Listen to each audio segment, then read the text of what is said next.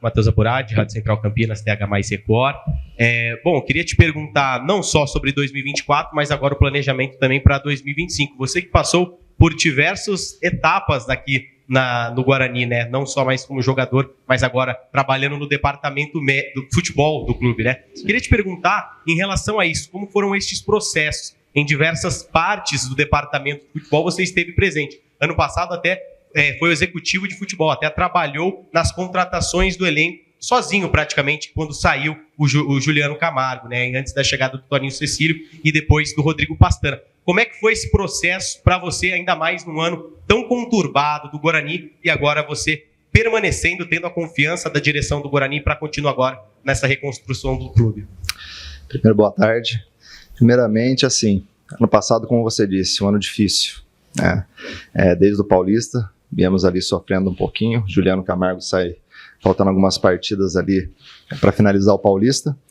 Eu assumo provisoriamente ali como interino e a gente ainda consegue fazer algumas manobras ali dentro do elenco que precisava ser feito para a gente conseguir escapar nesse momento. Permaneço ainda um período longo até a contratação do Toninho Cecílio. Acabei assumindo a frente mesmo da função até a chegada do Toninho, porque era necessário, até alguém chegar, alguém tinha que fazer esse trabalho, eu assumi e fizemos sim algumas contratações no momento, né, que era necessário para sequência aí do ano da questão da Série B, até a chegada do Toninho, quando eu retornei mais ali até para a coordenação, né, para aquilo que eu fui contratado, né. Foi um ano bem difícil, né, ano passado foi um ano bem amargo, vamos dizer assim, né, mas eu tenho certeza, o trabalho e a mudança de ambiente sempre faz o fator favorável acontecer, né? Como foi o que aconteceu esse ano. Tivemos pouco tempo aí Pastana fazendo as contratações aí para esse ano, uma equipe mais jovem, né? De acordo com as condições financeiras do clube. Pouco tempo mesmo de uma, como o Pastana citou mesmo, uma intertemporada ao invés de uma temporada, né? Como foi citado. Atleta chegando quase no início da competição ou durante a competição, mas o ambiente estabelecido e o formato do elenco com bastante jovens, né? E junto com o Maurício, que também é peça fundamental, eu acho que deu para a gente começar a girar uma chave para um caminho melhor, né? Para um horizonte melhor. Então fizemos um Paulista aí, começamos muito bem o Paulista, sofremos um pouquinho ali no final, mas o objetivo do que era planejado para esse Campeonato Paulista, conquistamos. Gerou aquela expectativa de uma classificação que estava bem próxima, né? Faltou alguns detalhes ali que poderiam ter somado para a gente chegar ao objetivo, mas para aquilo que foi proposto para o início do ano de Paulista, atingimos. E agora com essa intertemporada, temos aí um tempo maior para o Maurício poder trabalhar os atletas que já estavam aí nesse período do Paulista, que era realmente período curto, né? O período joga, recupera, joga de novo. Então, como o Rafael já disse, não tínhamos muitas sessões de treino para poder aplicar o trabalho do Maurício. E o pouco que se trabalhou nesse começo de temporada, com o tempo, com a falta de treino, vai se perdendo um pouquinho, porque você não dá o estímulo para o atleta. Então, hoje, a gente tem esse período para poder se preparar melhor e começar uma Série C mais forte, né? Danilo, aproveitando a pergunta do Matheus, né, que falou que você passou em algumas funções aqui no Guarani, eu queria aproveitar a sua presença aqui para você falar tecnicamente, assim, como é que é o seu dia a dia, qual que é a sua função atual no clube, o que você faz no dia a dia. Acho que muita gente, principalmente a torcida, não sabe tecnicamente o que é feito. Entendi.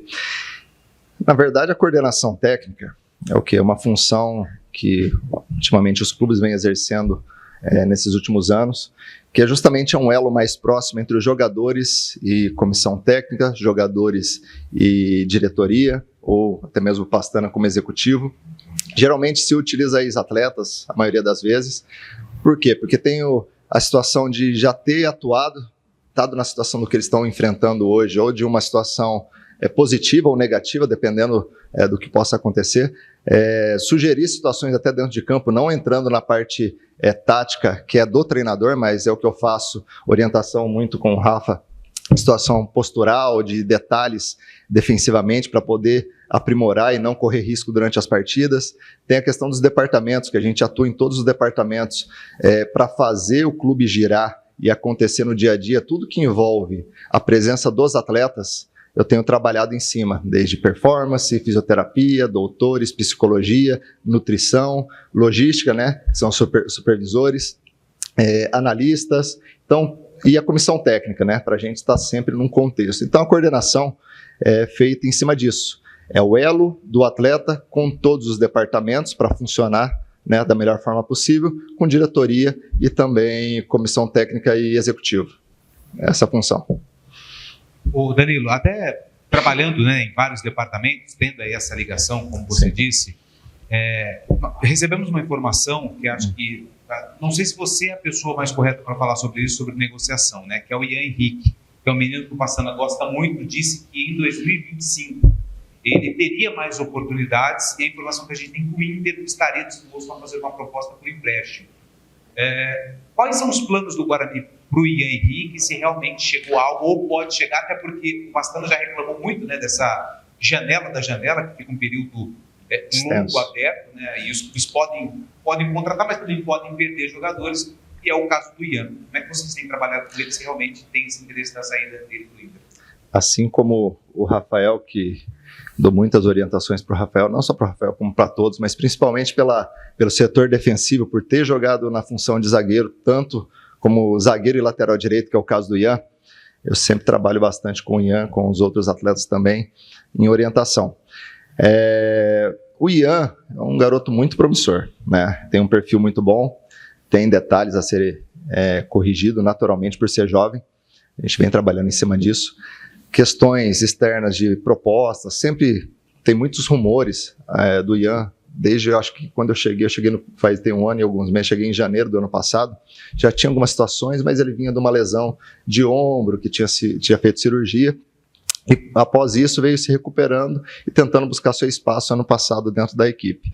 Teve algumas possibilidades de jogar, jogou algumas partidas, esse ano teve alguns contratempos também com lesões ali, alguns detalhezinhos que tiraram ele um pouquinho de uma sequência, mas os rumores, possibilidade de contratação, essa situação fica mais voltada para o Pastana, né? Eu foco mais, independente de ter uma possibilidade de contratação ou não com os atletas, eu sempre converso com eles seguirem fazendo o trabalho com a cabeça focada no trabalho deles aqui, independente de acontecer algo ou não. O trabalho tem que dar continuidade dentro do campo aqui, que isso que vai fazer vir aí para alguma outra equipe, permanecer, mas produzir. Então, na verdade, toda essa parte de contratação é o Pastana que toma conta. Obviamente que algumas contratações, na verdade todas me perguntam a respeito, eu dou minha opinião do que eu acho, mas a definição de proposta e contratação fica de acordo ali com o Pastana, o IUCA também ali em cima. Danilo, você acabou de destacar bastante em relação ao que você faz dentro do Guarani, que muitas pessoas se perguntam, a sua função. Você tem um elo muito importante entre todos os departamentos aqui dentro do Brinco de Ouro da Princesa. Queria te perguntar, ainda puxando um pouco para 2024, mas também falando sobre 2025, para você, que tem essa função tão importante, no ano passado a gente viu ainda problemas, muitas mudanças de comissão técnica, alguns jogadores que não foram utilizados, muito dessa questão e dessa pressão do torcedor, da imprensa, enfim. Como para você foi esse desafio para o ano de 2025 ser diferente? Quais foram as conversas e o que você realmente vê de diferente e o que você vê com toda a sua função importante dentro daqui, que fez de diferente? Qual foi o maior desafio para mudar toda a situação e o clima do Guarani para as coisas acontecerem de uma forma diferente? Então, os processos realizados dentro do clube ano passado, claro que eu já cheguei, já tinham sido feitas contratações, já tinha um modelo, me apliquei ao modelo do clube para depois a gente fazer o trabalho. Eu tive que sair um pouquinho da coordenação, ficar um pouquinho mais fora durante aquele processo que estava sozinho aqui, mas houve algumas situações durante os processos que atrapalharam bastante, como aconteceram algumas lesões, trocas de treinadores, né, como aconteceu ano passado. Isso muda muito o estímulo, né, do que um treinador pratica de uma forma, um tipo de treinamento, que é o método dele, outro pratica de outra forma. Então, teve algumas nuances aí que geraram algumas situações dentro do elenco na parte de estímulos, né, que geraram, como vocês viram ano passado, algumas lesões.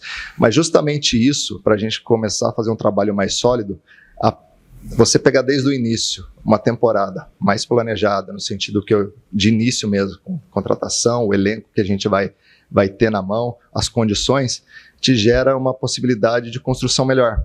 Então, quando você pega no meio do caminho, você tenta ajustar, mesmo chegando no começo do ano, mas a equipe toda já estava formada. Eu acho que eu estava chegando ainda o Chay, que era uma das últimas contratações, chegou praticamente no mesmo dia.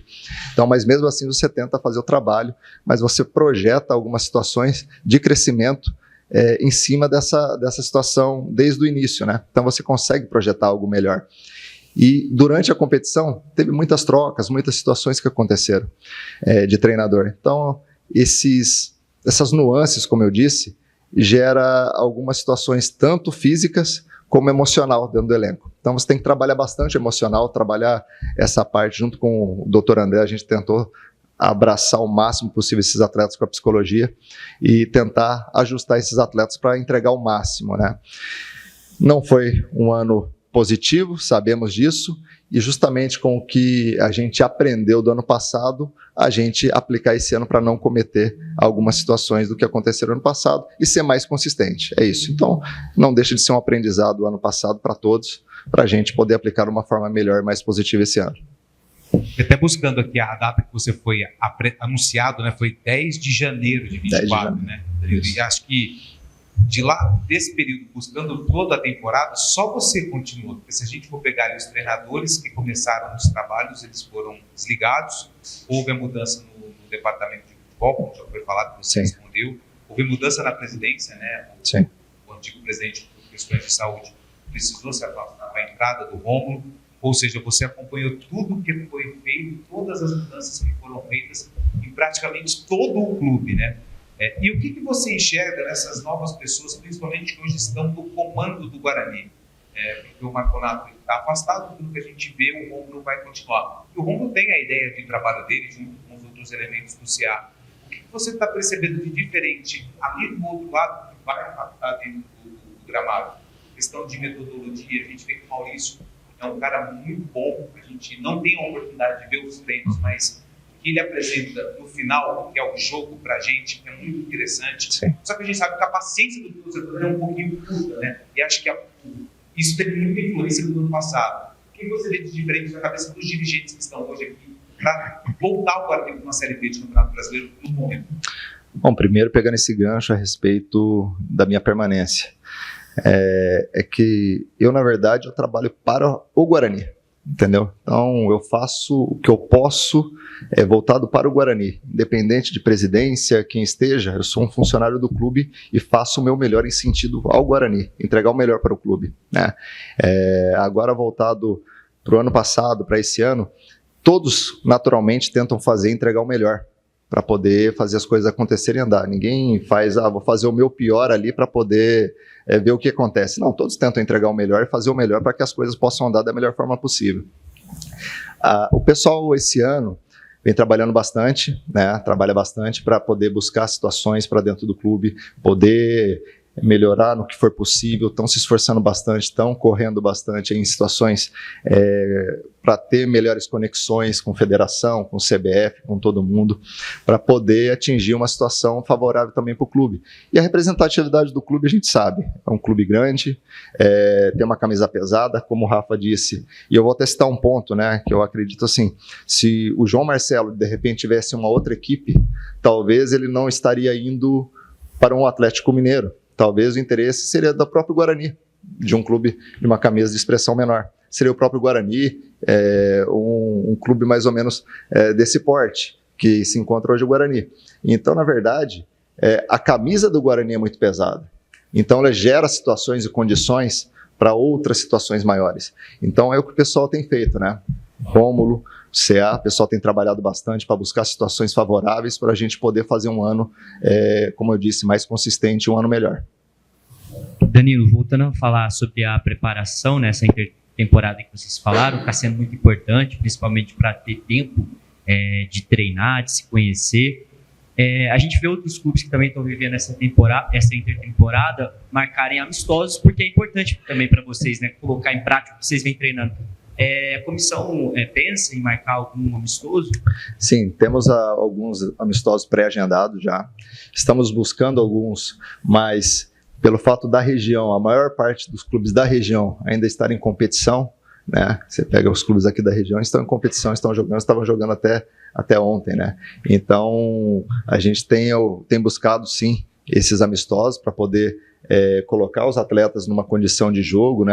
Colocar um pouco mais de ritmo para eles, mas já tem 2 pré-agendados um pouco mais à frente aí, a gente só está buscando mais algumas situações para incluir nesse período mais curto agora, quanto antes para a gente poder fazer, mas a gente está buscando sim.